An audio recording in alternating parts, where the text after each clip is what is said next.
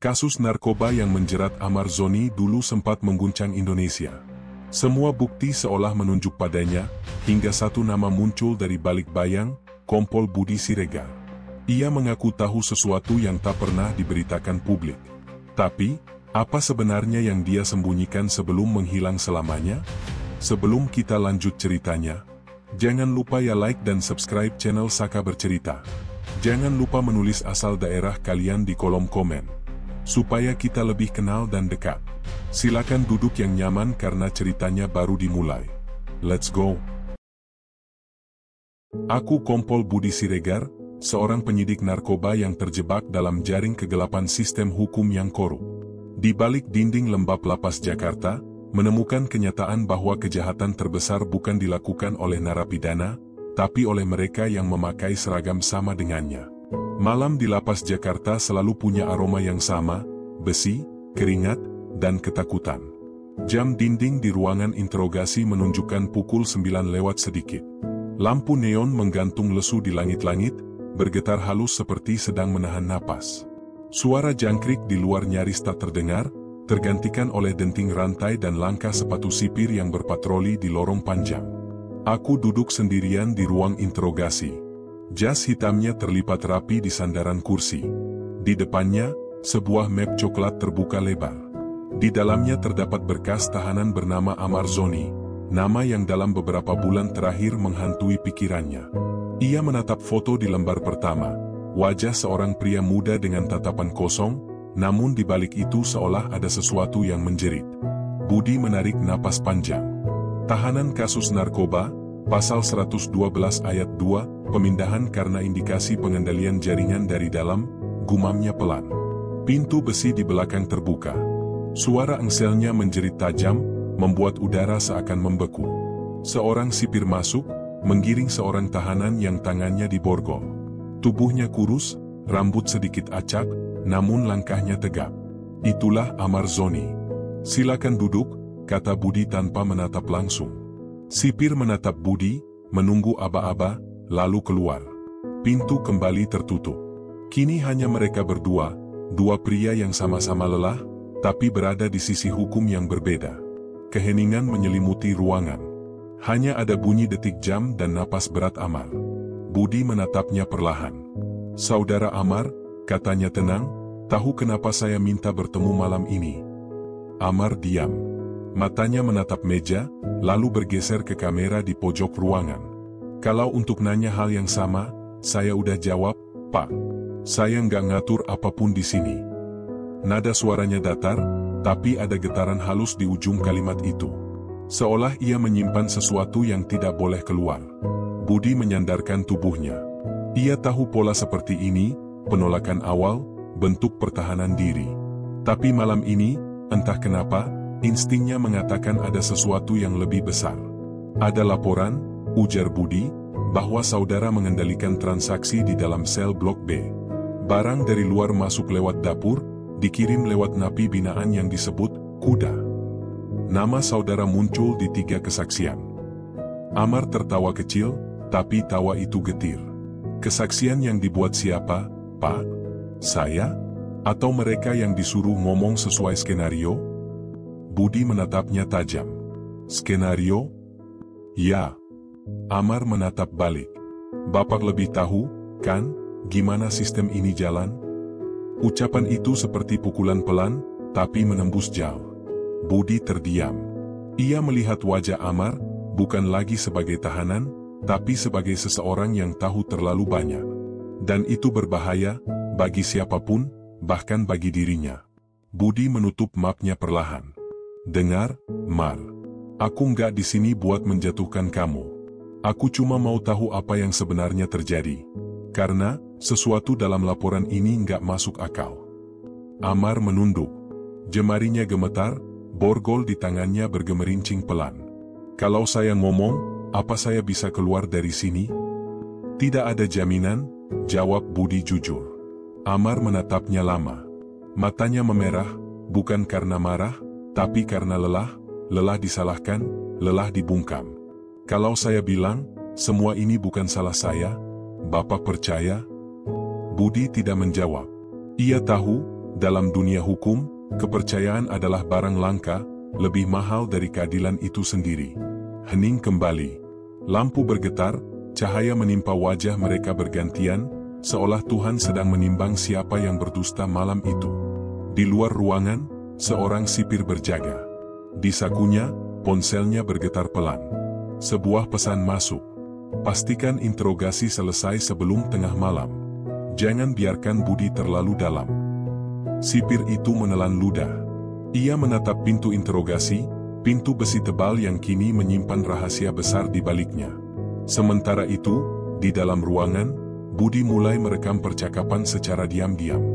Ia menekan tombol kecil di pena digital di sakunya. Suara rekaman berbunyi klik, nyaris tak terdengar. Baik, ucap Budi akhirnya. Ceritakan semuanya dari awal. Tapi aku butuh kejujuran penuh. Amar menarik napas panjang. Saya mulai dari pemindahan itu, Pak. Pemindahan ke sini bukan keputusan pengadilan. Ada orang dalam yang atur. Siapa? Amar menggeleng. Saya nggak bisa sebut. Tapi Bapak pasti kenal. Kata-kata itu membuat dada Budi terasa berat. Dalam pikirannya, nama-nama mulai muncul, atasan, kolega, bahkan sahabatnya sendiri. Lalu kenapa kamu dituduh sebagai pengendali jaringan? Karena saya nolak, jawab Amar tegas. Saya nggak mau ikut kirim barang lewat jalur dapur. Mereka marah. Terus tiba-tiba, 1 minggu kemudian, kamar saya digeledah, dan mereka nemu sabu di bawah kasur saya. Ditemukan, ulang Budi pelan. Iya, ditemukan. Tapi bukan saya yang taruh. Suasana ruangan semakin tegang. Budi memutar pulpen di jarinya, matanya tak lepas dari wajah Amar. Kalau benar kamu dijebak, berarti ada orang dalam yang kerja sama dengan bandar luar. Amar menatap Budi lurus. Dan Bapak tahu itu benar. Budi terdiam lagi. Suara napasnya terdengar berat. Ia tahu, jika ucapannya Amar benar, maka ada hal yang jauh lebih besar daripada sekadar kasus narkoba di dalam lapas. Ada sistem yang busuk, yang selama ini mungkin juga melibatkan seragam yang ia kenakan dengan bangga. Pintu kembali terbuka. Sipir masuk dengan wajah dingin. Pak, waktu interogasi sudah habis. Budi menoleh pelan. Saya belum selesai.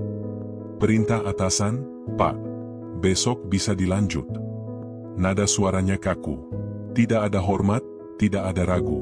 Budi menatapnya lama, lalu mengangguk. Baik, besok pagi. Amar berdiri. Saat sipir menariknya keluar, ia sempat berbisik pelan ke arah Budi. Pak, jangan percayai siapapun di sini. Suara itu hampir tak terdengar, tapi cukup untuk membuat punggung Budi merinding. Pintu besi menutup lagi. Brak, kini hanya Budi sendiri. Ia memandang ke arah kaca 2 sisi di depannya, bayangannya tampak samar, seperti sosok asing yang ia tak lagi kenal. Ia menatap pena di sakunya yang masih merekam. Pelan-pelan, ia mematikan rekaman itu. Apa yang sebenarnya sedang aku hadapi, gumamnya lirih. Dan, siapa yang berani bermain sejak ini? Di luar ruangan, langkah sipir makin menjam. Lampu di koridor padam satu persatu. Lapas kembali tenggelam dalam kegelapan yang sunyi, kegelapan yang menelan suara kebenaran sebelum sempat didengar dunia. Dan malam itu, tanpa disadari siapapun, pengakuan Kompol Budi Siregar baru saja dimulai. Hujan turun deras sejak pagi. Langit Jakarta kelabu, seolah ikut menanggung beban yang mengendap di kepala Kompol Budi Siregar. Kantornya di lantai 2 Direktorat Narkoba Polda tampak sepi.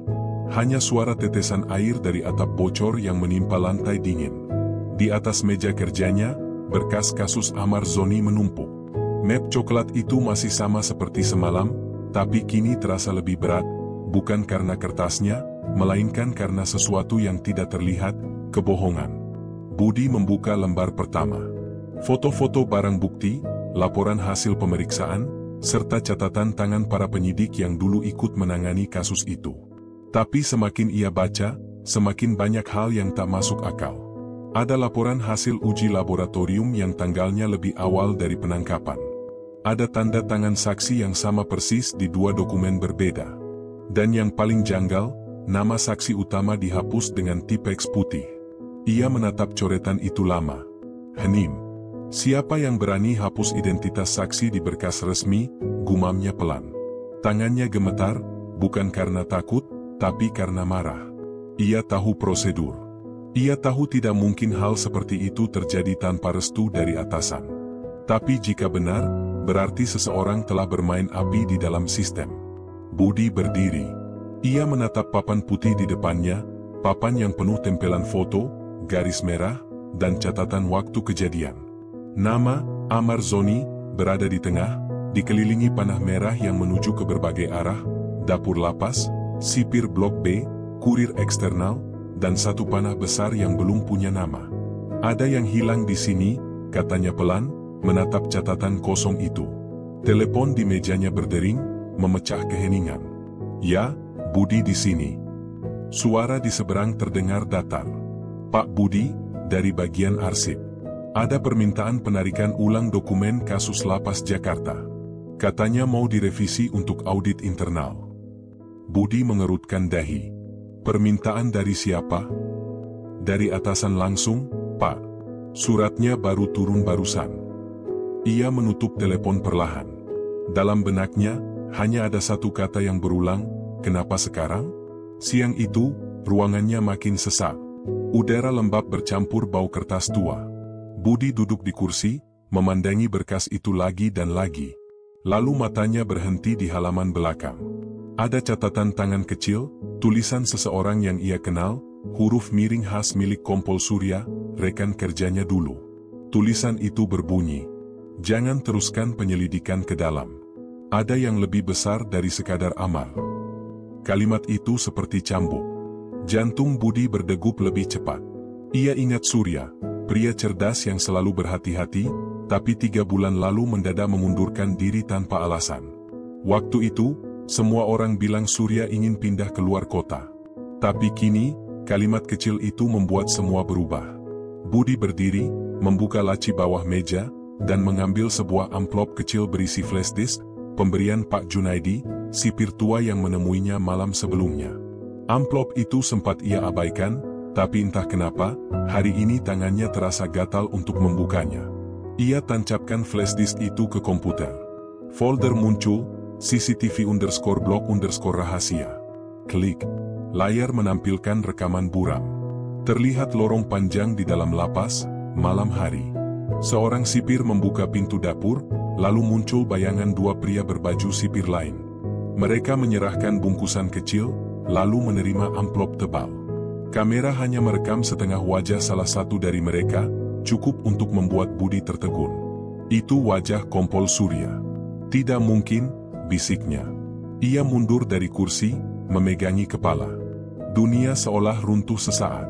Pria yang dulu bekerja bersamanya, orang yang sering menasehati agar tetap bersih dari permainan kotor, ternyata ada di balik semua ini. Namun sebelum ia sempat berpikir lebih jauh, pintu ruangannya diketuk keras. "Masuk." Seorang perwira muda muncul. "Pak, ada yang nyari di bawah," katanya dari inspektorat. "Mau ambil semua dokumen Lapas Jakarta." Jantung Budi kembali berdetak cepat. "Bilang aja saya sedang pakai untuk laporan tambahan." "Suruh tunggu." Perwira muda itu ragu. "Tapi, Pak." "Suruh tunggu," bentaknya. Suaranya berat, tegas, tapi ada nada takut di dalamnya. Begitu pintu tertutup lagi, Budi segera mengambil map itu, menyalin seluruh file dari flash disk ke laptop pribadinya. Ia tahu, jika semua ini diambil sekarang, maka kebenaran akan hilang tanpa jejak. Sementara proses salin berjalan, matanya tak lepas dari layar komputer. Detik demi detik terasa seperti bom waktu. Lalu tiba-tiba, klik. Listrik di ruangannya padam. Semua layar mati. Gelap. Brengsek, desisnya. Ia menyalakan senter ponsel. Lampu di lorong masih menyala, tapi ruangannya gelap total. Ia keluar, bertanya pada petugas jaga. "Kenapa listrik cuma di ruangan saya?" Petugas itu gelagapan. "Entah, Pak. Panelnya barusan konslet," katanya. "Hanya ruangan Bapak yang kena." Sebuah kebetulan yang terlalu rapi untuk jadi kebetulan. Budi kembali masuk. Ia duduk di kursi, mengusap wajahnya. Nafasnya berat. Ia tahu seseorang sedang memperingatkannya untuk berhenti. Tapi di saat yang sama, rasa ingin tahunya justru semakin menyala. Ia ingin tahu siapa yang bermain. Siapa yang berani memalsukan dokumen. Siapa yang menyembunyikan nama saksi. Dan mengapa Amar Zoni dijadikan kambing hitam. Ia menatap berkas itu lagi. Hujan di luar belum juga reda. Petir menyambar keras, menerangi ruangan sesaat. Dalam cahaya kilat itu, wajahnya terlihat tegas tapi penuh beban. Kalau benar semua ini direncanakan, berarti ada orang dalam yang jauh lebih tinggi dari Surya. Dan kalau aku terus maju, mungkin aku nggak akan sempat melihat cahaya pagi lagi. Ia mematikan senter, menatap gelap yang kini menyelimuti ruangan.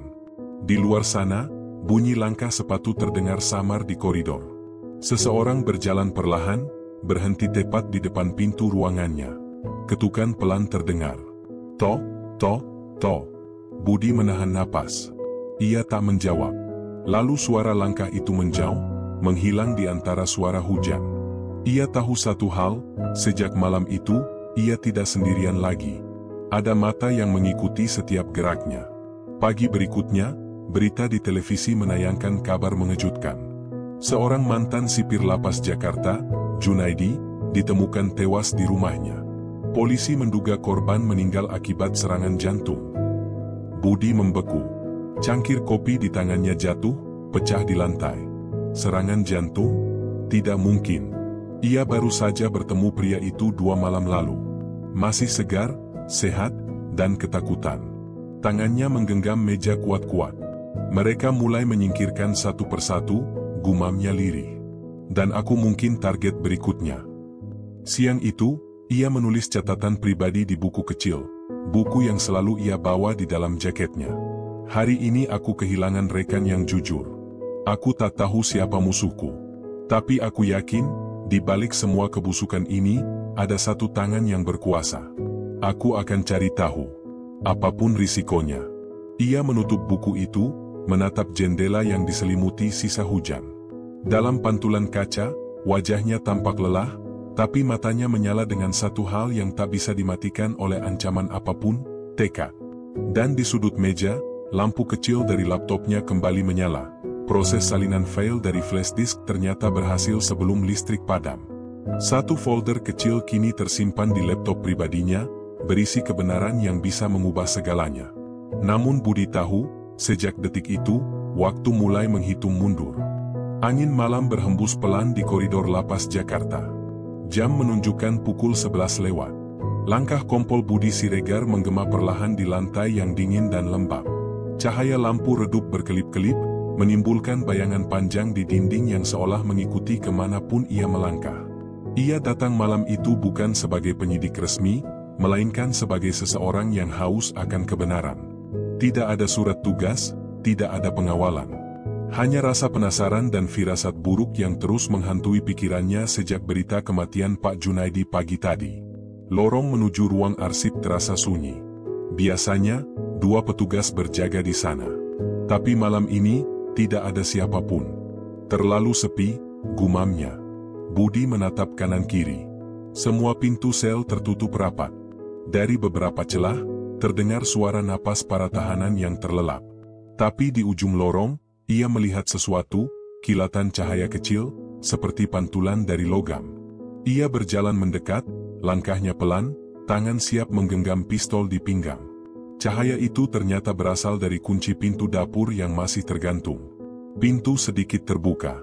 Dari dalam, tercium aroma rokok yang kuat. Budi menahan napas, lalu mendorong pintu perlahan. Di dalam ruangan, samar-samar terlihat 2 sosok pria berbaju sipil. Mereka berdiri di dekat meja besar, sedang menghitung sejumlah uang yang dibungkus kertas koran. Salah satu dari mereka berbicara pelan, tapi cukup jelas di telinga Budi. Besok malam kiriman dari luar datang lagi.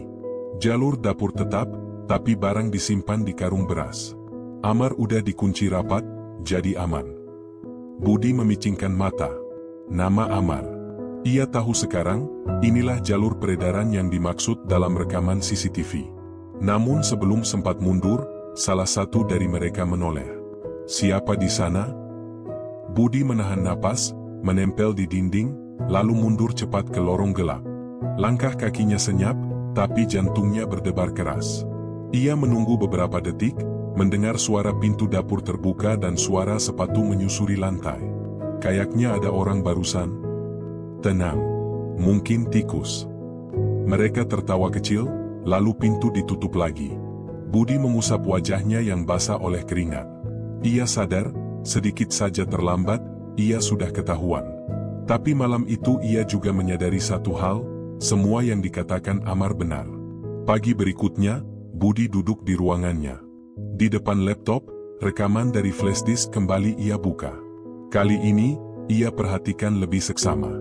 Di menit ke-7, terlihat sosok Kompol Surya sedang menerima sesuatu dari tangan sipir. Namun kali ini, saat ia menekan tombol pause, ia melihat sesuatu yang baru, pantulan wajah lain di kaca belakang dapur. Wajah itu samar, tapi cukup jelas bagi Budi untuk mengenalinya. Itu wajah perwira atasannya sendiri, AKBP Rendra. Dunia Budi seketika berhenti. Ia menatap layar itu lama, napasnya tersengal. Tidak, ini tidak mungkin. Rendra bukan orang sembarangan. Ia adalah kepala satuan yang selama ini menjadi panutan banyak penyidik muda, termasuk dirinya. Pria yang sering bicara tentang integritas, tentang bagaimana narkoba merusak bangsa, dan tentang bagaimana polisi harus jadi garda terdepan melawan kejahatan. Tapi kini, wajahnya muncul di rekaman transaksi haram. Budi menatap rekaman itu berkali-kali, memastikan matanya tidak salah. Tapi hasilnya tetap sama. Setiap kali layar di-pause, bayangan wajah itu muncul, menatap lurus ke arah kamera seolah tahu dirinya sedang direkam. Siang itu, Budi memutuskan untuk menemui Kasubdit Intel diam-diam, seorang rekan lama bernama Herman, pria yang ia percaya masih bersih. Mereka bertemu di sebuah warung kecil di pinggir jalan, jauh dari gedung kepolisian. Rendra, tanya Herman pelan setelah mendengar penjelasan Budi. Iya, aku lihat sendiri di rekaman. Herman menatapnya serius. Kamu gila, Bud. Kalau itu benar, kamu bukan cuma bahaya, kamu target. Kau tahu siapa di belakang Rendra? Siapa? Jangan tanya. Semakin kau tahu, semakin cepat kau hilang. Budi terdiam. Angin sore berhembus membawa aroma kopi dan debu. Ia menatap keluar jendela, melihat kendaraan berlalu lalang. Semua tampak biasa, padahal hidupnya sudah tak akan pernah sama lagi. Aku nggak bisa berhenti, men, katanya lirih. Kalau aku diam, mereka akan terus menjebak orang tak bersalah. Amar mungkin bukan yang pertama, dan pasti bukan yang terakhir. Herman menarik napas panjang. Baik, tapi kalau kau mau teruskan, pastikan kau punya bukti ganda. Simpan di tempat aman. Karena kalau mereka tahu kau punya itu, kau bisa lenyap sebelum sempat buka suara. Malam harinya, Budi pulang ke rumah. Rumah dinasnya di kawasan Cipinang tampak sepi. Istrinya sudah tidur, anaknya masih kecil, baru duduk di bangku SD. Ia menatap wajah anaknya yang lelap, lalu mengusap rambutnya pelan. Ayah janji, nak, ayah akan pulang dengan selamat. Tapi dalam hati kecilnya, ia tahu janji itu rapuh. Ia duduk di ruang kerja kecil, menyalin rekaman dari flashdisk ketiga salinan berbeda. Satu disimpan di laptop, satu di flashdisk baru, dan satu lagi ia unggah diam-diam ke akun cloud rahasia. Namun ketika sedang menyalin, ponselnya bergetar. Sebuah pesan masuk dari nomor tak dikenal. Berhenti sebelum semua terlambat. Kami tahu kau sudah lihat rekamannya. Jantung Budi seketika berdegup keras. Ia menatap layar ponsel itu lama, keringat dingin mengucur di pelipis. Lalu, tak lama kemudian, terdengar suara mobil berhenti di depan rumahnya. Lampu mobil menyala menembus tirai jendela. Ia menatap keluar. Sebuah mobil hitam tanpa plat dinas berhenti selama beberapa detik, lalu perlahan pergi. Ia duduk lagi, mencoba menenangkan diri. Tapi bayangan di luar jendela seolah terus mengawasinya. Malam itu, ia tidak bisa tidur. Suara hujan, suara jam, dan suara hatinya sendiri bertarung di kepalanya. Pagi berikutnya, ia datang ke kantor lebih awal. Semua orang tampak beraktivitas seperti biasa. Namun di setiap tatapan, ia merasa ada sesuatu yang berbeda. Beberapa anggota menunduk ketika melihatnya, beberapa pura-pura sibuk. Rendra masuk ruangan dengan langkah tegas, menepuk pundak Budi dengan senyum lebar. "Budi, rajin amat pagi-pagi udah nongol. Gimana, kasus lapas?" Senyum itu dingin. Budi menatap balik, mencoba menahan ekspresi gugupnya. "Masih saya pelajari, Pak. Beberapa data belum sinkron." "Bagus. Tapi hati-hati, Bud. Kasus itu kotor. Banyak orang bisa kena cipratan kalau salah langkah." Rendra menatapnya dalam, seperti memberi peringatan yang terselubung ancaman. "Jangan sampai kau terseret, ya?" Budi hanya mengangguk pelan. Tapi setelah Rendra pergi, ia duduk terpaku. Kata-kata itu berputar di kepalanya seperti gema, "Jangan sampai kau terseret." Sore hari, Budi kembali ke lapas. Ia ingin memeriksa dapur secara langsung, tempat di mana semua rekaman itu terjadi. Namun ketika ia tiba, suasananya sudah berbeda. Dapur bersih, meja-meja diganti, dan kamera CCTV lama telah dicopot. Ia bertanya pada sipir jaga, "Siapa yang perintahkan ganti semua ini?" Sipir menjawab datar, "Perintah atas, Pak. Audit kebersihan," katanya, "untuk persiapan inspeksi kementerian." "Audit kebersihan?" Budi tertawa pahit. Semua bukti sudah dihapus. Ia berjalan menyusuri lorong, dan saat melewati salah satu sel, seseorang memanggil pelan, "Pak Budi." Ia menoleh. Amar Zoni berdiri di balik jeruji, wajahnya tampak lebih pucat dari sebelumnya. "Mereka tahu Bapak udah lihat rekaman itu," katanya dengan suara serak. "Jangan percaya siapapun, Pak. Termasuk orang yang pakai seragam sama kayak Bapak." Budi terdiam. "Kamu tahu dari mana?" "Mereka ngomong di blok sebelah. Katanya, malam ini ada yang mau disingkirkan." Pagi itu, udara di ruang penyidik terasa berat. Hujan semalam belum benar-benar berhenti, menetes perlahan di kaca jendela. Kompol Budi Siregar duduk di kursinya, menatap lembaran laporan yang baru saja ia tulis sepanjang malam. Di pojok kertas itu, tertulis jelas, "Laporan internal, dugaan penyalahgunaan wewenang dan keterlibatan oknum dalam peredaran narkoba di Lapas Jakarta Timur." Ia membaca ulang setiap kalimat, memastikan tidak ada satu kata pun yang bisa dijadikan alasan untuk menggugurkan laporannya. Ia tidak ingin sekadar menuduh. Ia ingin membuktikan. Di dalam laporan itu, ia menuliskan kronologi lengkap. Temuannya di dapur lapas. Nama-nama sipir yang terlibat. Potongan transkrip dari rekaman CCTV. Dan satu nama yang ia tulis dengan tangan gemetar, AKBP Rendra Prasetyo. Tangannya berhenti di tanda tangan. Ia tahu, begitu surat itu dikirim, tidak ada jalan kembali. Ia menatap foto keluarganya di meja, wajah istrinya yang lembut, dan anaknya yang selalu tersenyum setiap kali ia pulang kerja. Lalu ia menghela napas panjang. Demi mereka, demi kebenaran. Ia memasukkan berkas itu ke dalam map coklat bertuliskan, "Rahasia", lalu melangkah keluar menuju ruang Kepala Biro Pengawasan Internal. Lorong menuju ruangan itu terasa seperti jalan menuju pengadilan. Setiap langkah kaki Budi terdengar jelas, meski di sepanjang dinding banyak anggota yang lalu lalang. Beberapa menatapnya aneh, beberapa menghindari tatapan. Di depan pintu, seorang ajudan muda berdiri tegak. "Ada keperluan, Pak?" "Saya mau menyerahkan laporan penting.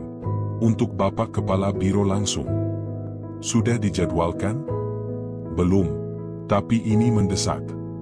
Ajudan itu tampak ragu, lalu mengetuk pelan pintu. Dari dalam, terdengar suara berat menjawab, "Masuk." Budi melangkah masuk. Ruangan itu luas, dindingnya penuh dengan piagam penghargaan. Di balik meja besar duduk Kombes Sudarto, pria parubaya dengan wajah keras namun tenang. "Ada apa, Budi?" tanya Sudarto sambil menatapnya di atas kacamata. "Laporan internal, Pak. Sangat penting. Menyangkut integritas anggota di lapangan." Sudarto menerima map itu, membuka lembar demi lembar dengan ekspresi datar. Namun ketika sampai di halaman keempat, wajahnya berubah. Ia mengangkat kepala, menatap Budi lama. "Kau yakin dengan tuduhan ini?" "Yakin, Pak. Saya sudah lihat buktinya." "Dan kau sadar, Nama yang kau sebut di sini, atasan langsungmu sendiri? Sadar, Pak. Tapi saya percaya biro akan menindak sesuai prosedur. Ruangan itu hening beberapa detik. Sudarto menghela napas panjang, lalu menutup map perlahan. Baik, akan saya pelajari dulu. Untuk sementara, jangan sebar dokumen ini ke siapapun. Siap, Pak. Budi memberi hormat, lalu keluar. Di wajahnya terselip sedikit lega, mungkin akhirnya ada pintu keadilan yang terbuka. Namun harapan itu hanya bertahan 2 hari. Pada hari ketiga, ia menerima panggilan dari bagian administrasi. Laporan Anda belum terdaftar di sistem, Pak. Belum terdaftar? Saya menyerahkannya langsung ke Kombes Sudarto. Kami tidak menerima tembusannya, Pak. Biasanya setiap laporan masuk akan otomatis tercatat. Budi menatap layar komputer staf itu lama. Coba cek lagi. Sudah, Pak. Tidak ada. Ia keluar dari ruangan dengan dada berdebar. Keringat dingin mulai mengalir di pelipis. Laporan yang ia serahkan menghilang. Ia segera menuju ruang biro lagi, tapi ajudan di depan pintu memberitahu. Maaf, Pak Sudarto sedang tidak di tempat. Katanya cuti mendadak. Cuti? Budi tertegun. Hatinya terasa jatuh ke dasar jurang. Ia mulai mengerti, surat itu tidak pernah sampai kemanapun. Sore hari, ia duduk di kantin, menatap secangkir kopi yang sudah dingin. Herman datang dan duduk di depannya tanpa banyak bicara. Aku sudah duga, kata Herman lirih. Mereka tidak akan biarkan laporan itu keluar dari meja. Tapi aku serahkan langsung. Aku lihat sendiri dia baca. Itu justru masalahnya. Sekarang dia tahu kau tahu. Budi menatap Herman dengan pandangan kosong. Lalu apa yang harus kulakukan sekarang?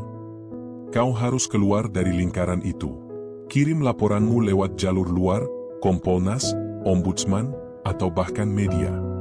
Media? Ya. Tapi kalau kau pilih jalan itu, siap-siap kehilangan segalanya. Pangkatmu, posisimu, bahkan mungkin keluargamu akan terancam. Budi diam. Dalam dirinya, 2 suara berperang. Satu mengatakan, diam, demi keselamatan. Satu lagi berbisik keras, kalau diam, kau sama kotornya. Ia menatap ponselnya. Jarinya gemetar saat membuka kontak wartawan lama, seseorang yang dulu pernah ia bantu dalam kasus korupsi besar. Nama di layar, Dara Prameswari, Investigasi Harian Rakyat. Ia hampir menekan tombol panggil. Hampir. Tapi tiba-tiba pesan masuk dari nomor tak dikenal lagi. Berhenti mencari masalah, Bud. Laporanmu sudah diurus. Jangan bikin repot. Dan di bawah pesan itu, sebuah foto. Foto anaknya di sekolah, sedang bermain di halaman. Budi terdiam. Tangannya menggenggam ponsel begitu kuat hingga buku jarinya memutih. Matanya panas, dadanya sesak. Ia menatap foto itu lama, lalu menghapus nomor Dara dari layar. Baiklah, aku berhenti untuk sekarang, bisiknya pelan. Tapi di dalam hati, api itu tidak padam. Malam itu, ia kembali ke rumah lebih awal. Istrinya menyambut dengan senyum, tidak tahu apapun tentang badai yang mengintai. Kamu kelihatan capek, ya? Iya, sedikit ribet di kantor. Mau aku buatkan teh? Boleh. Ketika istrinya ke dapur, Budi mengambil map duplikat yang ia sembunyikan di belakang lemari buku. Ia buka perlahan, memastikan semua bukti masih lengkap, flash disk, foto hasil tangkapan layar CCTV, dan catatan kecil. Ia menuliskan pesan pendek di secarik kertas dan menyelipkannya di antara halaman laporan. Jika sesuatu terjadi padaku, berkas ini harus sampai ke Kompolnas. Jangan percaya siapapun berseragam. Ia menutup map itu, membungkusnya dalam plastik, lalu menyimpannya di balik atap plafon ruang kerja kecilnya. Setelah itu, ia duduk diam di kursi, menatap langit-langit, mendengarkan suara tik-tik hujan di luar. Ada rasa takut. Tapi juga ada kepastian bahwa langkahnya sudah melewati batas mundur. Keesokan paginya, sesuatu aneh terjadi. Ketika ia sampai di kantor, seorang anggota menghampirinya dengan wajah canggung. Pak Budi, tadi pagi ada 2 orang datang. Katanya dari Propam. Mereka cari Bapak. Propam? Untuk apa? Enggak tahu, Pak. Tapi mereka bawa surat pemeriksaan. Beberapa menit kemudian, dua pria berpakaian preman datang ke ruangannya. Salah satunya memperlihatkan surat resmi. Kompol Budi Siregar, Anda diminta memberikan klarifikasi atas laporan pelanggaran etik terkait penyalahgunaan barang bukti. Budi terpaku. Apa maksudnya? Laporan apa? Kami hanya menjalankan perintah, Pak. Silakan ikut kami. Ia tidak sempat berkata apapun lagi. Beberapa anggota mulai memperhatikan. Tatapan mereka penuh tanya. Dalam hitungan menit, orang yang berusaha mengungkap kebenaran kini diperiksa sebagai pelanggar etik. Di ruang pemeriksaan, suasana dingin. Kursi logam. Lampu putih menyilaukan. Budi duduk diam di hadapan tiga perwira dari Propam. Salah satunya membuka berkas, lalu berkata dengan nada dingin. Menurut laporan yang kami terima, Anda diduga menyalahgunakan data penyelidikan dan membawa keluar rekaman internal tanpa izin. Benar? Budi menarik napas panjang. Saya tidak menyalahgunakan, Pak. Saya hanya menyimpan salinan untuk keamanan, karena bukti itu terancam hilang. Atau, Anda berusaha menggunakannya untuk menekan atasan Anda? Tidak. Saya hanya ingin keadilan. Keadilan tidak di luar jalur institusi, Kompol Budi. Suara itu menekan seperti palu godam. Ia tahu, ini bukan interogasi untuk mencari kebenaran. Ini upaya untuk membungkam. Langit malam di Jakarta seolah tak pernah benar-benar gelap. Selalu ada cahaya samar dari lampu jalan, tapi malam itu terasa berbeda. Terlalu sunyi. Terlalu kosong. Kompol Budi Siregar terbangun dari tidurnya. Jam di dinding menunjukkan hampir pukul 2 dini hari. Ia terjaga bukan karena mimpi, tapi karena suara. Jeritan. Pelan, tapi nyata, seperti berasal dari halaman belakang rumahnya. Budi menahan napas. Ia menatap sekeliling kamar. Istrinya masih tertidur, anaknya juga. Tapi jeritan itu terdengar lagi. Kali ini lebih jelas. Suara laki-laki, tercekik, seperti seseorang yang sedang memohon ampun. Tolong saya. Budi langsung bangkit. Ia meraih senter dan pistol dinasnya dari laci. Perlahan, ia berjalan keluar kamar, menuruni tangga tanpa menyalakan lampu. Udara malam menusuk kulit. Lantai terasa dingin. Langkahnya berhenti di depan pintu belakang. Ia buka perlahan, dan menyorotkan cahaya ke arah kebun kecil di belakang rumah. Kosong. Tidak ada siapapun di sana. Hanya daun-daun bergoyang diterpa angin dan suara serangga di kejauhan. Budi menatap ke sekitar, tapi tak menemukan sumber suara itu. Lalu tiba-tiba, dari balik pagar, muncul bayangan. Seseorang berdiri di seberang jalan, mengenakan jaket hitam, menatap ke arah rumahnya. Tak bergerak, tak berbicara. Cahaya senter menyorot wajahnya, tapi sosok itu langsung mundur, menghilang di balik gelap. Budi berlari keluar, tapi saat sampai di pagar, jalanan sudah kosong. Hanya ada udara dingin dan suara detak jantungnya sendiri. Ia berdiri lama di sana. Sampai akhirnya ia sadar, jeritan itu mungkin bukan dari luar. Mungkin dari dalam, dari pikirannya sendiri, yang kini mulai runtuh oleh tekanan dan ketakutan. Keesokan paginya, ia datang ke kantor dengan mata sayu. Raut wajahnya tidak lagi seperti penyidik gagah yang dikenal rekan-rekannya dulu. Rambutnya sedikit acak, matanya sembab. Herman mendekat dengan wajah khawatir. Kau nggak tidur lagi semalaman, ya? Ada yang datang ke rumah. Siapa? Aku nggak tahu. Tapi mereka cuma berdiri di luar pagar, nggak ngomong apapun. Herman menarik napas panjang. Bud, ini sudah kelewatan. Kau harus lapor ke atas. Ke siapa? Semua orang di atas terlibat. Aku udah nggak tahu siapa yang bisa dipercaya. Kalau begitu, kau harus keluar dari Jakarta. Aku nggak bisa. Belum sebelum aku tahu siapa dalang di balik semua ini. Herman menatapnya dalam diam. Ia tahu, temannya itu bukan lagi sekadar penyidik. Ia sekarang adalah orang yang dikejar oleh sistem yang dulu ia bela. Siang itu, Budi menerima panggilan tak dikenal lagi. Suara di seberang terdengar berat dan parau. Kompol Budi berhenti menggali. Kau pikir kau penyelamat? Kau cuma pion yang sudah tak dibutuhkan. Siapa ini? Kami sudah beri peringatan. Kalau kau keras kepala, jangan salahkan kami kalau ada jeritan lain yang lebih nyata. Telepon terputus. Budi terdiam lama. Tangannya gemetar, tapi matanya menatap lurus ke depan. Tidak ada lagi ruang untuk mundur. Ancaman itu justru membuat tekadnya semakin mengeras. Kalau kalian pikir aku takut, kalian salah. Malam berikutnya, ia kembali tidak bisa tidur. Ia duduk di ruang tamu, menatap foto keluarga di dinding. Wajah istrinya di foto tampak begitu tenang, kontras dengan kenyataan yang kini berputar seperti badai. Ia menyalakan rokok, padahal sudah bertahun-tahun berhenti. Asapnya melayang perlahan, membentuk bayangan di bawah lampu temaram. Di meja, laptopnya terbuka. Ia mengetik laporan baru, bukan untuk dikirim ke institusi, tapi untuk dirinya sendiri.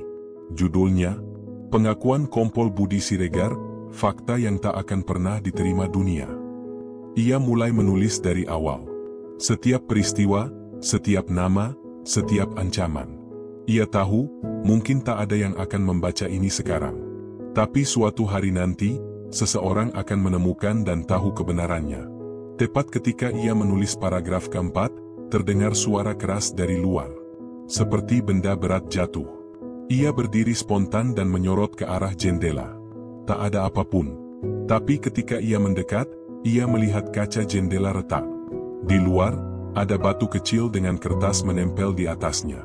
Ia ambil kertas itu, membukanya perlahan.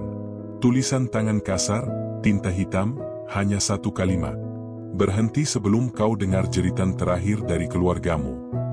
Dadanya serasa diremas. Ia melihat ke arah kamar anaknya, memastikan semuanya masih aman. Istrinya terbangun, melihat Budi berdiri pucat di ruang tamu. Ada apa, ya? Enggak apa-apa. Tidur lagi, ya. Kamu yakin? Iya. Aku cuma dengar suara dari luar. Ia memeluk istrinya sebentar, berusaha menenangkan diri. Tapi dalam hatinya, ketakutan itu nyata. Ia tahu, permainan ini sudah menargetkan keluarganya. Pagi menjelang. Ia memutuskan membawa istri dan anaknya ke rumah mertuanya di luar kota. Tinggallah di sana dulu beberapa hari. Aku harus beresin urusan kantor. Kamu kenapa, sih? Aku lihat kamu berubah. Matamu selalu waspada, kamu jarang tidur. Aku cuma butuh waktu. Percayalah, aku akan jelaskan nanti. Istrinya menatapnya dengan mata berkaca-kaca, tapi akhirnya menurut. Saat mobil mereka melaju meninggalkan rumah, Budi berdiri di teras, menatap ke arah jalanan yang kosong. Untuk pertama kalinya, ia merasa rumahnya tak lagi jadi tempat aman. Hanya dinding dan kenangan yang menatap balik dengan sunyi. Malam itu, ia kembali ke kantor sendirian. Ia tahu dirinya sudah diawasi. Tapi justru itu yang ia butuhkan. Ia ingin tahu siapa yang mengikuti. Sekitar tengah malam, ia mendengar langkah kaki di lorong belakang kantor. Suara pelan tapi teratur. Ia mematikan lampu, lalu bersembunyi di balik rak arsip. Dari celah, ia melihat dua pria berpakaian preman masuk. Salah satunya membawa obor kecil, satunya lagi membuka laci-laci. Cepat, berkasnya harus dibakar malam ini. Katanya itu salinan dari laporan Budi. Tenang, udah ketemu. Nih, map coklat. Sebelum mereka sempat melanjutkan, Budi keluar dari persembunyian, menodongkan pistol. Letakkan berkas itu. Kedua pria itu kaget. Salah satunya mencoba menarik pistol, tapi Budi lebih cepat. Aku bilang letakkan. Salah satu dari mereka tertawa pelan.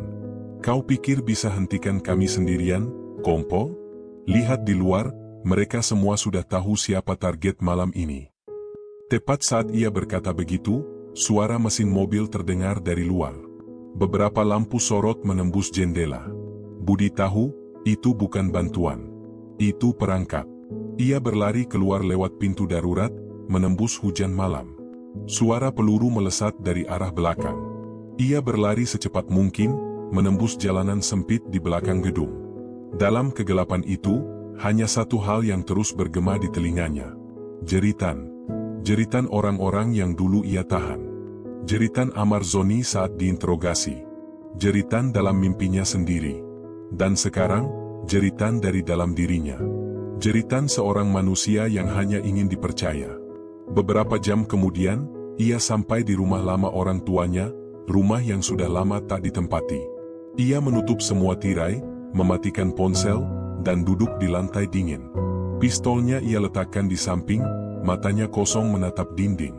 Mereka sudah ambil segalanya. Tapi mereka belum ambil kebenaran. Ia menatap langit-langit, mengingat kembali pesan terakhir Amar Zoni sebelum dipindahkan ke Nusa Kambangan. "Pak, kalau saya mati, berarti yang Bapak cari sudah dekat." Budi menelan ludah. Dadanya sesak. Jeritan di luar sudah berhenti. Tapi kini jeritan itu berpindah, bersemayam di dalam dirinya sendiri. Malam itu, Kompol Budi Siregar menangis untuk pertama kalinya. Bukan karena takut mati, tapi karena sadar, dalam sistem yang ia bela seumur hidup, kebenaran hanyalah suara kecil di tengah jeritan kebohongan yang lebih besar. Suara hujan mengguyur atap kantor Satres Narkoba malam itu, menciptakan irama yang menekan suasana hati Kompol Budi Siregar. Di ruangan kecilnya yang remang, hanya lampu meja yang menyala, menerangi setumpuk berkas yang sudah lusuh dan basah oleh kopi yang menetes tanpa sengaja. Tangannya bergetar ketika membuka kembali catatan interogasi terakhir milik Amar Zoni. Sudah berminggu-minggu ia mencoba menolak kenyataan bahwa ada yang janggal. Tapi malam ini, semua kepingan mulai menyatu. Ia baru saja menerima kiriman flash disk dari sumber tak dikenal, tanpa nama, tanpa pesan, hanya tulisan tangan di amplop kecil. "Kalau kau masih punya nurani, tonton ini sendirian." Budi menatap benda kecil itu lama sekali, sebelum akhirnya memasangnya di laptop dinasnya. Layar menampilkan rekaman CCTV ruang tahanan, diambil dari sudut yang tidak pernah ia lihat sebelumnya. Kamera itu tidak resmi. Adegan pertama memperlihatkan seorang sipir memasuki ruang tahanan pada tengah malam, membawa kantong hitam besar. Di belakangnya, dua pria berseragam, tapi wajah mereka disamarkan bayangan. Suara samar-samar terdengar. "Pastikan semua beres.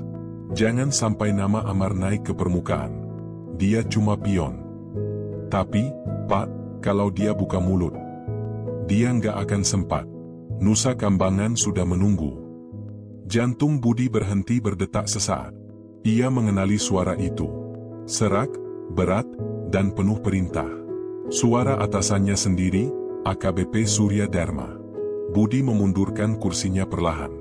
Dunia seolah runtuh menimpa dadanya. Semua kerja keras, semua kepercayaannya pada sistem, hancur dalam satu rekaman berdurasi 8 menit itu.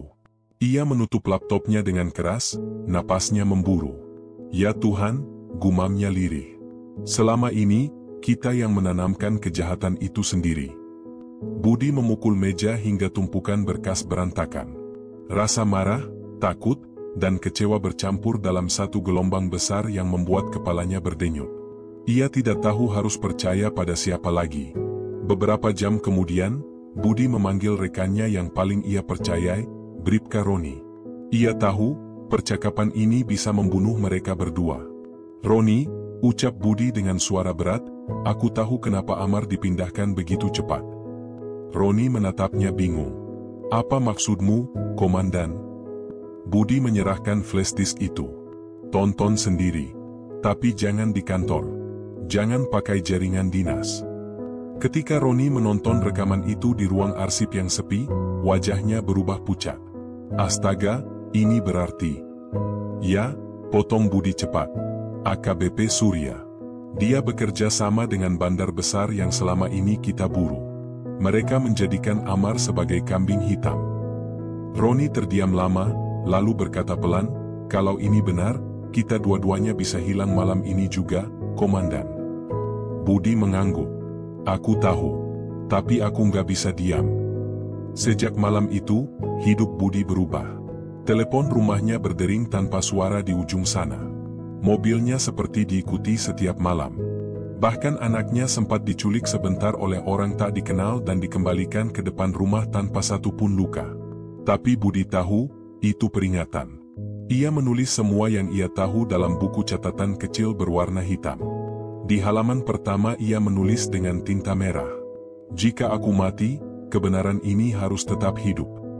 Hari berganti, dan tekanan semakin menjadi. Dari atasan datang surat pemindahan tugas, sementara, ke daerah terpencil. Budi menolak. Ia tahu itu bukan mutasi, tapi jebakan. Suatu sore, saat hujan kembali turun, ia menerima pesan singkat dari nomor tak dikenal. Berhenti sebelum semuanya terlambat. Amar hanya permulaan. Kau berikutnya. Budi menatap pesan itu lama sekali. Di dalam hatinya, ketakutan dan keberanian berperang hebat. Tapi satu hal pasti, ia tidak akan lari. Kalau aku diam, aku sama kotornya dengan mereka, bisiknya pada dirinya sendiri. Ia tahu, sejak saat itu, langkahnya tidak bisa kembali. Kebenaran yang ia pegang bukan lagi sekadar bukti, tapi kutukan yang akan mengubah seluruh hidupnya. Dan malam itu, untuk pertama kalinya, Kompol Budi Siregar menulis dalam laporan pribadinya sebuah kalimat yang mengguncang. Saya, penyidik narkoba, menyatakan bahwa sistem yang saya bela telah mengkhianati keadilan. Saya tidak lagi yakin siapa yang sebenarnya menjadi penjahat di negeri ini. Langit di luar mendung, petir menyambar keras, seolah alam ikut murka atas kebenaran yang baru saja terungkap. Dan Budi tahu, badai sebenarnya baru saja dimulai. Pagi itu, udara Jakarta terasa berat, seolah ikut menahan rahasia yang sedang bergulir di balik gedung Polres. Kompol Budi Siregar berdiri di depan kaca ruangannya, menatap langit kelabu yang tak menjanjikan apapun selain hujan. Di tangannya, sebuah surat berstempel resmi dari Mabes Polri baru saja ia buka.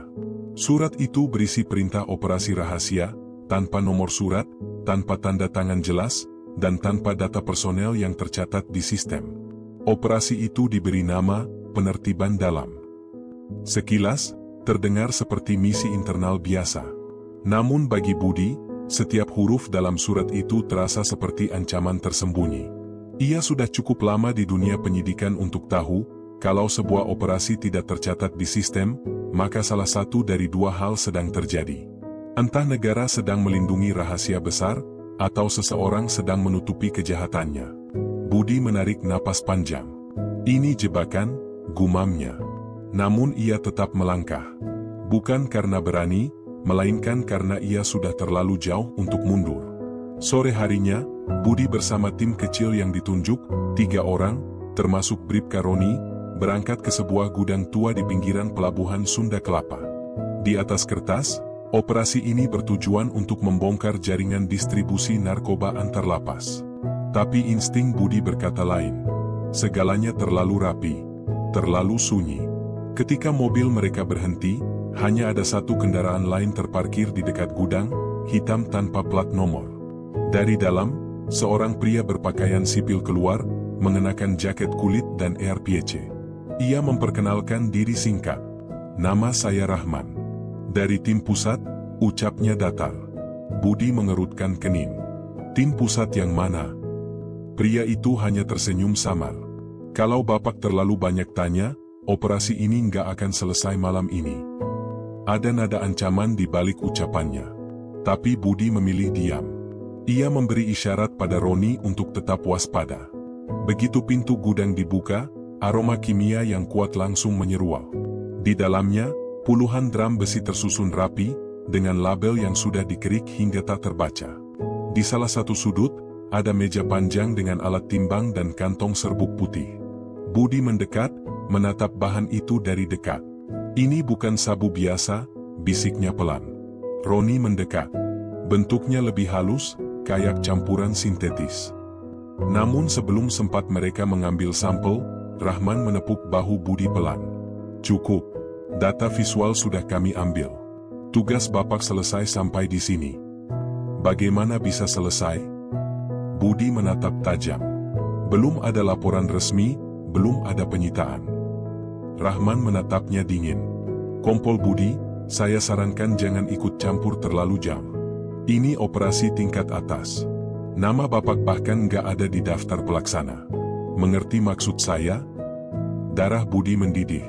Kalau begitu, kenapa saya dipanggil? Rahman tersenyum tipis. Untuk memastikan semua orang diam dengan cara yang benar. Suara itu membuat Budi menggigil.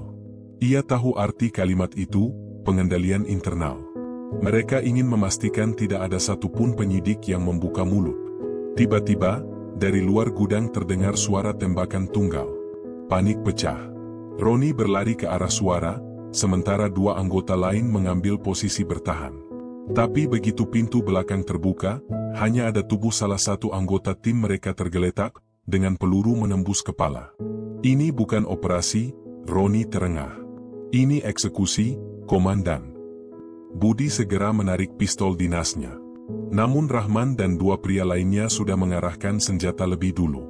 "Turunkan senjatamu, Kompol," ujar Rahman dengan nada dingin. "Kami sudah peringatkan. Ini bukan urusanmu lagi." Dalam sepersekian detik, Roni bergerak duluan. Ia menembak lampu di atas kepala mereka, membuat ruangan gelap total. Suara tembakan beruntun bergema di antara drum besi dan suara peluru memantul. Budi merunduk di balik meja logam, menarik Roni ke arahnya. "Kita keluar lewat sisi kiri."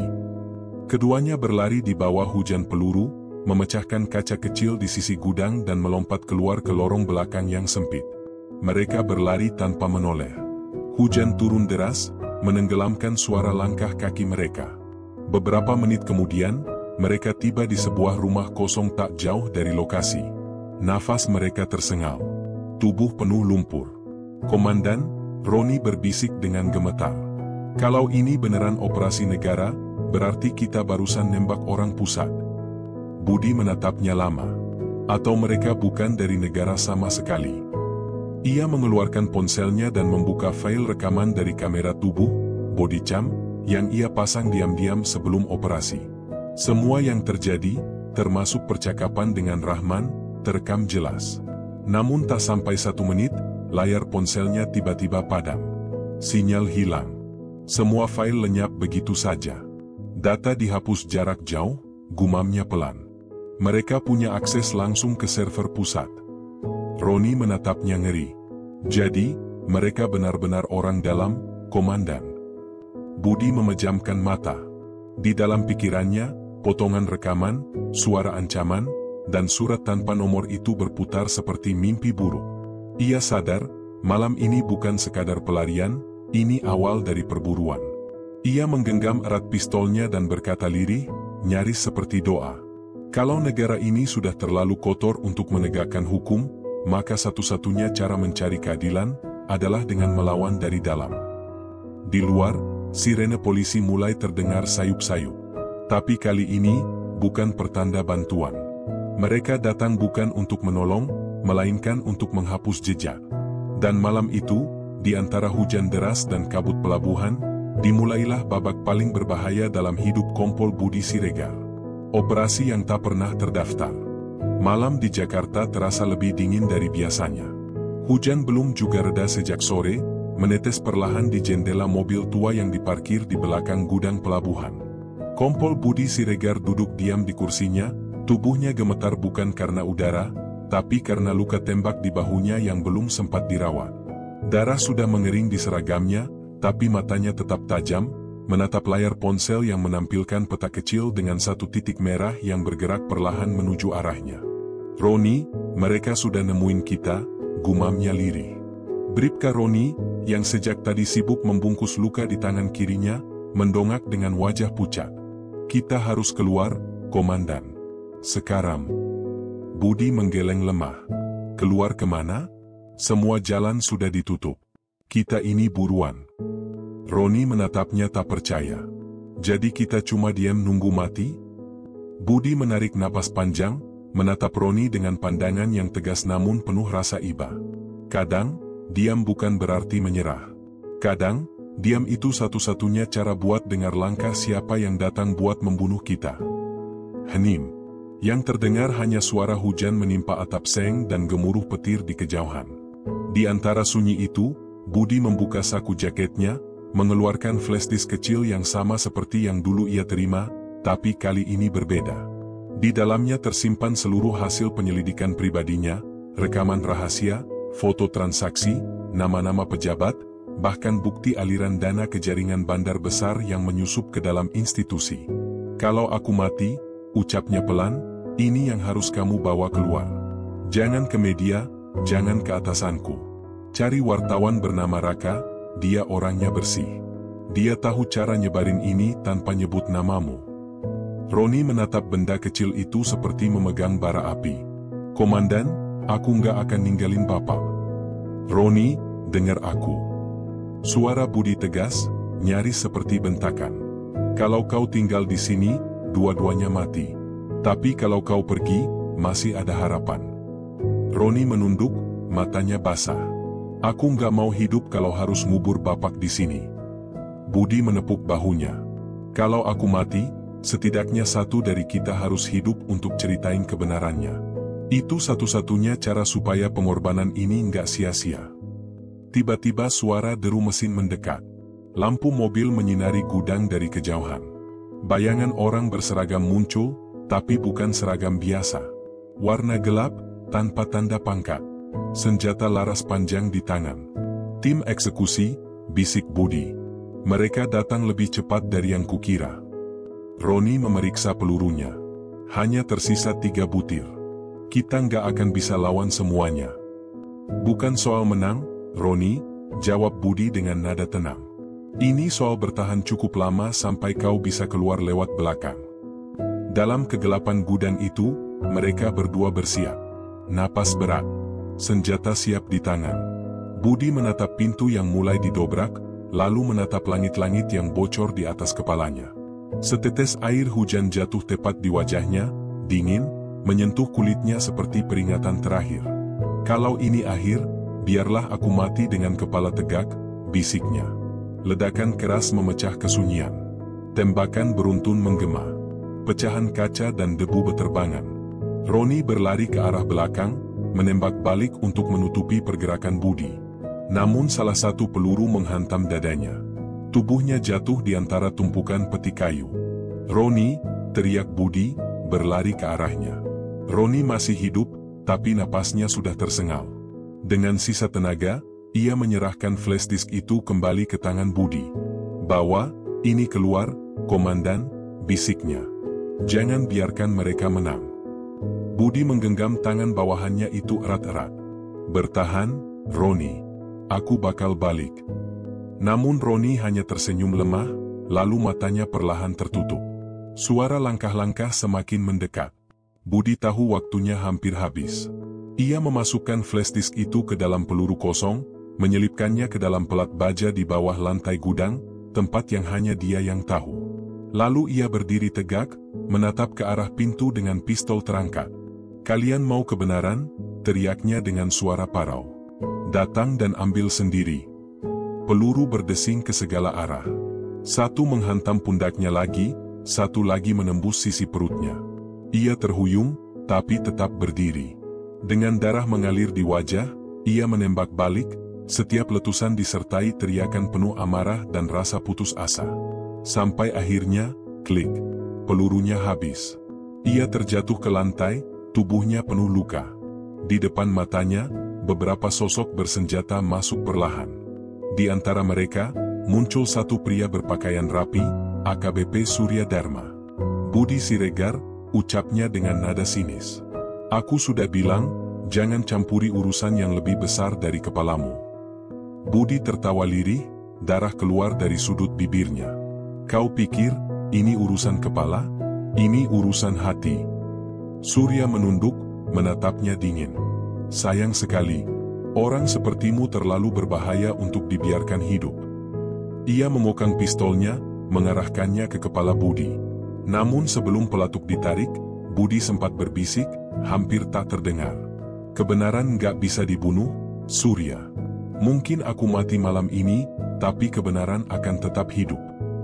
Dor, satu tembakan mengakhiri segalanya.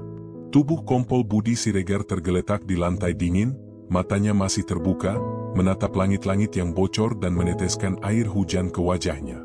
Senyumnya samar, tapi tenang, seolah ia tahu bahwa meski tubuhnya berhenti, perjuangannya baru saja dimulai. Dan di bawah lantai besi yang dingin, tersembunyi rahasia yang akan mengguncang institusi besar itu selamanya, bukti yang tak bisa lagi dihapus. 3 hari setelah peristiwa berdarah di pelabuhan, berita kematian Kompol Budi Siregar hanya muncul dalam satu paragraf kecil di halaman belakang surat kabar harian. Seorang perwira polisi ditemukan tewas dalam baku tembak di kawasan pelabuhan Sunda Kelapa. Diduga terlibat bentrok internal dalam operasi rahasia. Begitu singkat, begitu dingin, dan begitu jauh dari kebenaran. Tak ada penyelidikan lanjutan, tak ada upacara kehormatan. Jenazahnya dikuburkan cepat atas perintah atasan langsungnya, AKBP Surya Dharma. Semua seolah ingin melupakan bahwa Budi Siregar pernah ada. Namun bagi segelintir orang, terutama bagi mereka yang pernah bekerja dengannya, berita itu bukan sekadar kehilangan seorang rekan, tapi kehilangan suara terakhir dari seseorang yang mencoba melawan arus kegelapan dari dalam. Di sebuah ruangan sempit di lantai 3 gedung lama bekas kantor media independen, seorang pria muda bernama Raka, jurnalis yang disebut Budi dalam pesan terakhirnya, sedang menatap layar laptop dengan dahi berkerut. Ia baru saja menerima sebuah paket kecil tanpa nama pengirim. Isinya, sebuah flash disk berwarna abu-abu dan catatan tangan di atas sobekan kertas lusuh yang hanya bertuliskan, "Kalau kau membaca ini, mungkin aku sudah tidak ada. Tapi kebenaran tidak mati." Bes. Raka menelan ludah. Ia tahu nama itu. Kompol Budi Siregar. Nama yang pernah muncul di salah satu liputan investigasinya beberapa bulan lalu, saat ia menulis tentang jaringan narkoba dalam institusi hukum. Dengan tangan gemetar, ia menancapkan flash disk itu ke laptopnya. Layar memunculkan puluhan file terenkripsi. Di dalamnya, ada video, dokumen, hingga transkrip interogasi. Namun satu file paling menarik perhatiannya, pengakuan terakhir _BS MP4. Ia menekan tombol play. Layar menampilkan wajah Budi Siregar, pucat, lelah, tapi matanya masih menyala dengan semangat yang tak bisa padam. Di belakangnya, tampak dinding polos tanpa tanda. Rekaman itu dibuat dengan kamera sederhana, mungkin beberapa jam sebelum kematiannya. Kalau video ini kau tonton, suara Budi terdengar serak, berarti aku sudah gagal bertahan. Tapi aku belum gagal berkata jujur. Ia menatap kamera dalam-dalam, seolah sedang berbicara langsung pada seseorang. Aku sudah terlalu lama menutup mata. Aku lihat narkoba masuk lewat tangan penegak hukum sendiri. Aku lihat bandar besar menyamar jadi donatur lembaga. Aku lihat orang-orang yang seharusnya menjaga, justru menjual keadilan dengan harga yang murah. Dan malam ini, aku tahu mereka akan datang padaku. Tapi aku nggak menyesal. Karena kalau aku diam, artinya aku sama busuknya seperti mereka. Budi berhenti sebentar, menatap ke bawah. Napasnya berat. Ada satu nama yang harus kalian tahu, AKBP Surya Dharma. Dia orang di balik pemindahan Amar Zoni ke Nusa Kambangan. Semua laporan palsu, semua bukti disabotase. Amar bukan dalang, dia korban. Korban dari sistem yang memilih menutup mata demi uang dan jabatan. Matanya mulai berkaca-kaca. Aku tahu aku nggak akan hidup lama setelah ini. Tapi aku harap satu hal, jangan biarkan semua ini hilang begitu saja. Aku nggak butuh namaku dibersihkan. Aku cuma pengen kebenaran didengar, meskipun aku nggak sempat mengucapkannya langsung di ruang sidang. Rekaman berhenti. Suara terakhir yang terdengar hanyalah napas berat Budi, diikuti bunyi samar pintu dibuka, lalu gelap total. Raka menutup laptopnya perlahan. Tangannya gemetar. Air matanya menetes tanpa ia sadari. Ya Tuhan, dia tahu ini bakal terjadi, gumamnya. Ia berdiri, menatap jendela kecil di ruangan itu. Jakarta di luar tampak sibuk seperti biasa, klakson, lampu, dan hiruk-pikuk manusia yang tidak tahu ada darah yang sudah tumpah demi kebenaran mereka. Raka menatap kembali catatan di tangannya. Kebenaran tidak mati. Kata-kata itu menancap dalam di dadanya. Ia tahu apa yang harus dilakukan. Namun saat ia bersiap menyalin data itu ke sistem penyimpanan awan, tiba-tiba layar laptopnya berubah hitam. Notifikasi muncul. Akses diblokir oleh otoritas pusat. Raka membeku. Seseorang di luar sana tahu bahwa ia sedang menonton rekaman itu. Ponselnya bergetar. Sebuah pesan masuk dari nomor tak dikenal. Berhenti. Jangan ulangi kesalahan Budi. Tenggorokannya kering. Ia menatap layar itu lama, lalu mematikan ponsel. Dengan langkah gemetar, ia mencabut flash disk dan menyimpannya ke dalam saku jaket. Kalau mereka ingin membungkam aku, bisiknya pelan, mereka harus kejar aku dulu. Ia menatap langit malam yang diselimuti hujan. Kebenaran kini berpindah tangan, dari seorang penyidik yang gugur, kepada seorang jurnalis yang masih hidup. Dan di suatu tempat, mungkin di antara dentuman hujan dan kilatan petir, suara Kompol Budi Siregar masih bergema. Aku tidak sempat didengar, tapi aku percaya, akan ada yang melanjutkan suaraku. Langit pagi di Nusa Kambangan tampak pucat. Udara lembab bercampur bau laut dan karat dari jeruji besi yang berkarat. Di dalam sel nomor 12, Amar Zoni duduk diam, menatap jendela kecil berjeruji. Di balik pandangannya yang kosong, ada sesuatu yang berubah. Bukan lagi amarah, bukan pula keputusasaan, melainkan ketenangan yang sulit dijelaskan. Sudah 3 bulan berlalu sejak insiden di pelabuhan. 3 bulan sejak nama Kompol Budi Siregar hilang dari berita, dan 3 bulan pula sejak Amar berhenti berharap akan keadilan. Namun pagi itu, seorang sipir datang membawa kabar yang menggetarkan. Ada seseorang mau ketemu kamu, Mar, katanya pelan. Siapa? Tanya Amar tanpa minat. Katanya jurnalis. Namanya Raka. Nama itu membuat Amar spontan menoleh. Ia tak mengenal siapapun bernama Raka, tapi nada suara sipir itu berbeda, seolah membawa sesuatu yang lebih dari sekadar kunjungan biasa. Di ruang kunjungan, Raka duduk berhadapan dengan Amar, hanya dipisahkan oleh kaca tebal dan telepon kecil di sisi kanan. Mereka saling menatap beberapa detik dalam diam, sebelum Raka membuka percakapan. Aku datang bukan untuk wawancara, katanya dengan suara rendah. Lalu untuk apa? Tanya Amar dengan nada dingin. Aku bawa pesan. Dari seseorang yang sudah tidak bisa bicara lagi. Raka meletakkan flash disk abu-abu di atas meja kecil. Amar menatap benda itu lama, seolah benda itu mengandung rahasia yang selama ini ia kejar dalam mimpi-mimpi buruknya. Kompol Budi Siregar, ujar Raka pelan. Dia sempat merekam pengakuannya sebelum semuanya berakhir. Suasana hening. Amar menggenggam gagang telepon lebih erat. Matanya memanas. Dia masih sempat? Suaranya bergetar. Iya. Dan dia nyebut nama kamu. Dia tahu kamu bukan pelaku. Semua rekayasa itu dia ceritakan dengan jelas. Termasuk siapa dalangnya. Air mata mulai menetes di pipi Amar. Selama ini, dunia menganggapnya penjahat, keluarga menjauh, teman membisu, dan hukum menutup mata. Tapi kini, untuk pertama kalinya, ada seseorang yang datang membawa kebenaran, walau sudah terlambat. Aku udah kirim salinannya ke redaksi besar, lanjut Raka. Kalau aku hilang, mereka akan teruskan. Budi nggak sempat didengar, tapi aku janji, suara dia nggak akan mati. Amar menunduk. Bahunya bergetar.